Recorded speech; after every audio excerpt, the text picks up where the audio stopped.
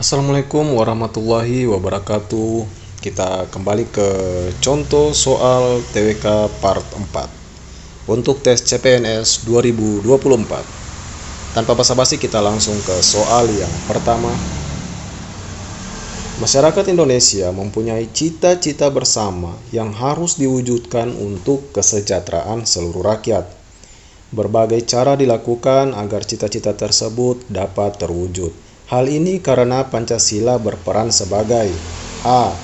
Falsafah bangsa, B. Dasar negara, C. Ideologi negara, D. Cita-cita bangsa, atau E. Instrumen bangsa. Jawabannya C. Ideologi negara.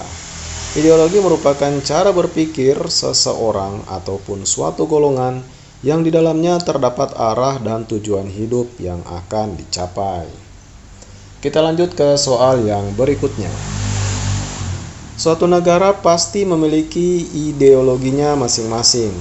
Ideologi mempunyai fungsi yang sangat penting dalam menjalankan roda kehidupan suatu negara. Berikut yang termasuk salah satu fungsi ideologi adalah A. Menghargai sejarah yang telah terlewati. B. Menyatukan perbedaan yang ada di dalamnya. C. Menjadi alat untuk menjalankan pemerintahan. D. Mengedepankan pendapat golongannya. Atau E. Mengesampingkan ideologi lainnya. Jawaban yang tepat adalah B. Menyatukan perbedaan yang ada di dalamnya. Ideologi merupakan pandangan hidup sebuah negara sehingga dapat membentuk identitas yang membedakan dengan negara lain. Dengan adanya pandangan hidup ini, maka seluruh rakyat dari berbagai macam perbedaan bersatu agar yang dicita-citakan bersama dapat terwujud. Kita lanjut ke soal yang berikutnya. Piagam Jakarta berisi perlawanan terhadap imperialisme, kapitalisme, fasisme, serta memulai dasar pembentukan Republik Indonesia. Sebelum akhirnya dijadikan sebagai pembukaan Undang-Undang Dasar 1945, naskah Piagam Jakarta disusun untuk dijadikan teks proklamasi kemerdekaan Indonesia oleh panitia yang merumuskannya. Yang merumuskan Piagam Jakarta adalah A. BPUPKI, B. PPKI, C. Muhammad Yamin, D. Panitia Kecil, atau E. Panitia 9. Mana jawaban yang benar? Jawabannya adalah E. Panitia 9.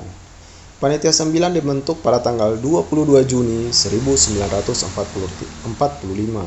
Panitia 9 beranggotakan Insinyur Soekarno, Dr. Andus Muhammad Hatta, Mr. A.A. Maramis, Kiai Haji Wahid Hasim, Abdul Kahar Muzakir, Abi Kusno Cokro Sujoso, Haji Agus Salim, Mr. Ahmad Subarjo, dan Muhammad Yamin. Kita lanjut ke soal berikutnya. Peraturan yang ada di negara ini, baik itu tertulis maupun tidak tertulis, semuanya harus bersumber pada Pancasila, karena Pancasila sebagai A. Ideologi bangsa, B. Falsafah bangsa, C. Instrumen bangsa, D. Dasar negara, atau E. Cita-cita negara. Jawaban yang tepat adalah D. Dasar negara. Sebagai dasar negara Indonesia, Pancasila menjadi sumber nilai, norma, dan hukum yang bersifat universal yang berlaku di seluruh bagian Indonesia sehingga mengikat kepada seluruh rakyat. Segala peraturan yang ada tidak boleh bertentangan dengan nilai-nilai yang terkandung di Pancasila. Kita lanjut ke soal yang berikutnya.